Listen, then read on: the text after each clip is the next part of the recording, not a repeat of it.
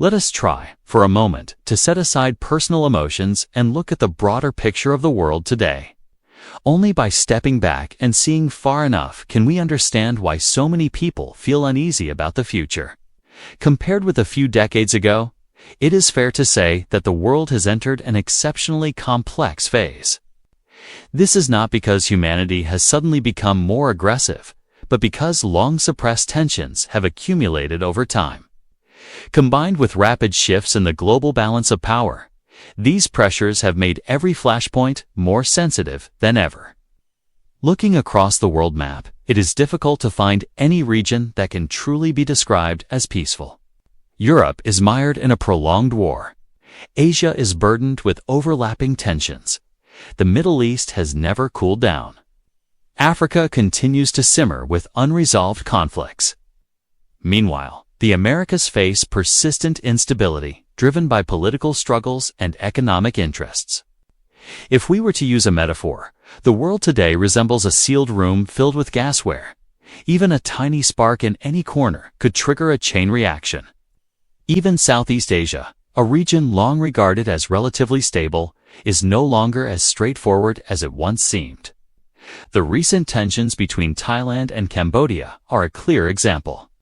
Although both sides have announced a ceasefire after a period of clashes, this does not mean the underlying conflict has been resolved. Long-standing border disputes remain unanswered. The temporary silence of gunfire feels more like a forced pause than a genuine sign of reconciliation. Given the imbalance of power, Cambodia is unlikely to push the conflict further on its own. However, that does not mean the risk of renewed confrontation has disappeared entirely.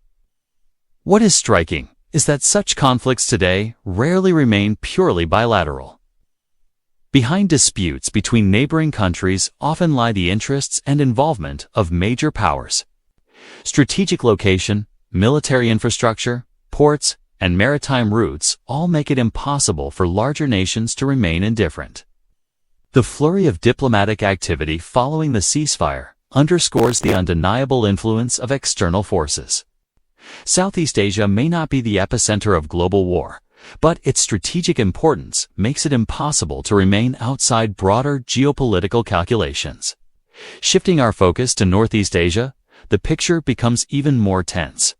The Taiwan issue has long been one of the most dangerous flashpoints in the world. Firm statements regarding reunification reflect China's determination to resolve this issue on its own terms.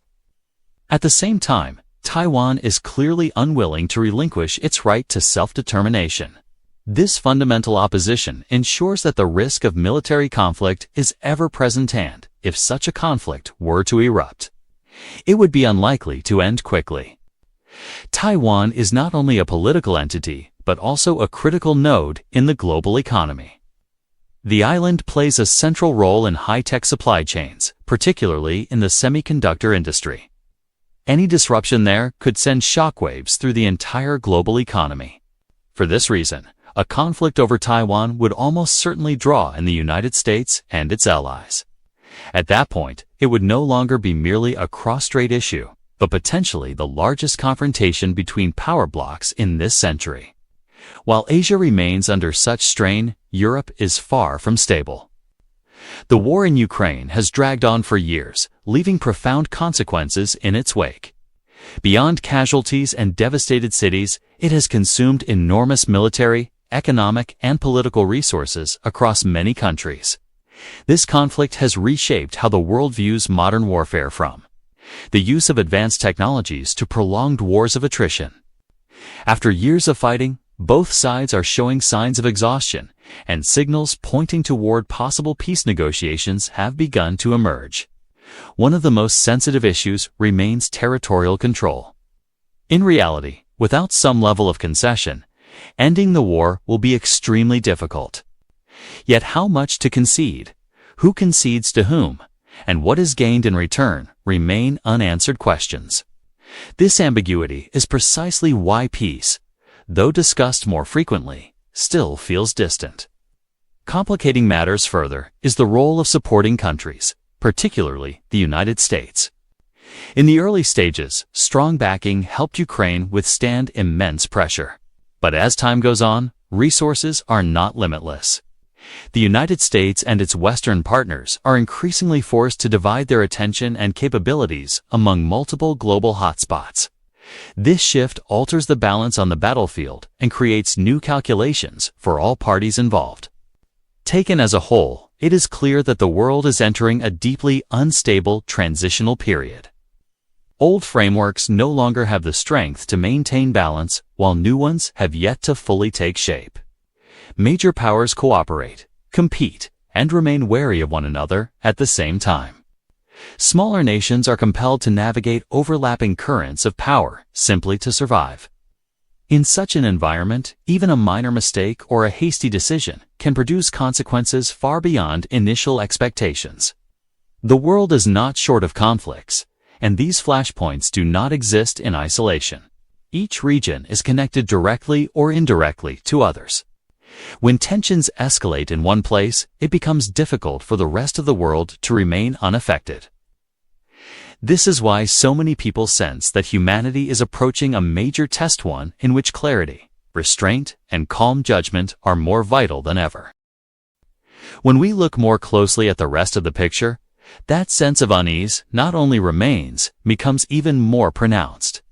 This is because today's conflicts do not exist in isolation.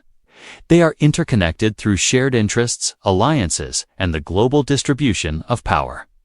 When one region ignites, others are almost certain to feel the impact, whether directly or indirectly.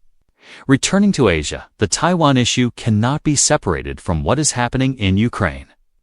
For many years, the United States and its Western partners have poured vast resources into supporting Ukraine financial aid, weapons, logistics, and intelligence. This support has helped Ukraine maintain its resistance, but it has also significantly depleted Western military stockpiles. When resources must be spread across too many fronts, the capacity to respond forcefully to a new crisis inevitably becomes more limited. For this reason, many observers argue that timing is becoming an increasingly critical factor. For China, if it seeks to alter the status quo in the Taiwan Strait, choosing the right moment may be just as important as military strength itself.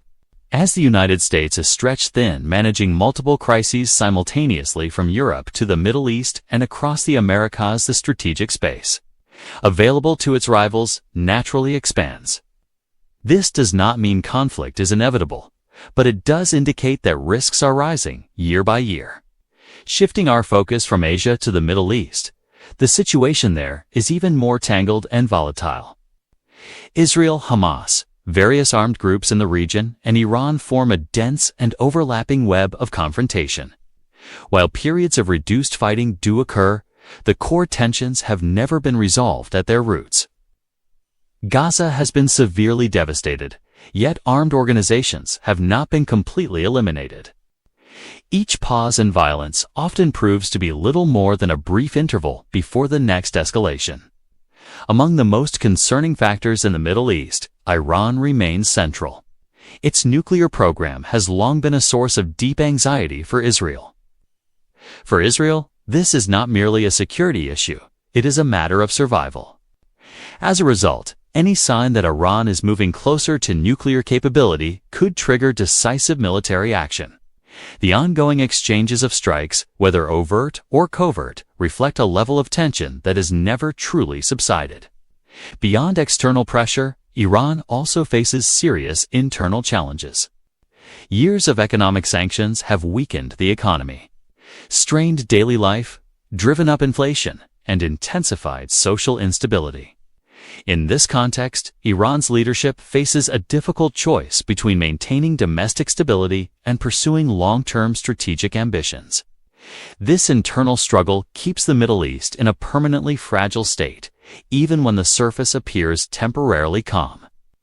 Not only Iran and Israel, but even relationships among countries once considered regional allies are showing signs of strain. Differences in interests, influence, and approaches to local conflicts have made alliances increasingly fragile. In such an environment, a single unexpected event or an attack that crosses a critical threshold could easily trigger direct confrontation between states. Leaving the Middle East and turning to the Americas, the world encounters yet another form of instability. In Latin America, political, economic, and resource-related issues are tightly intertwined with the interests of external powers. U.S. involvement in the region is nothing new. But under current conditions, every move has become more sensitive. Disputes over power, elections, and control of resources can quickly become the spark for prolonged crises. When economic interests are deeply entangled with politics, a country's internal instability no longer remains its own problem. It rapidly draws attention and intervention from the outside. This creates a cycle of instability, where conflicts are not truly resolved but merely suppressed. Once conditions align, these crises can erupt on a much larger scale. Viewed as a whole, the world appears to be drifting toward a more clearly polarized state. On one side are countries led by the United States and its allies. On the other are states inclined to counterbalance that bloc, with Russia, Iran, and North Korea standing out most prominently. China occupies a more distinctive position. It shares certain interests with some actors while maintaining strategic independence to pursue its own objectives. This flexibility makes China an especially unpredictable factor in global calculations. As the world becomes increasingly divided into power blocs, the risk of widespread conflict rises significantly. A direct war between superpowers is not necessary.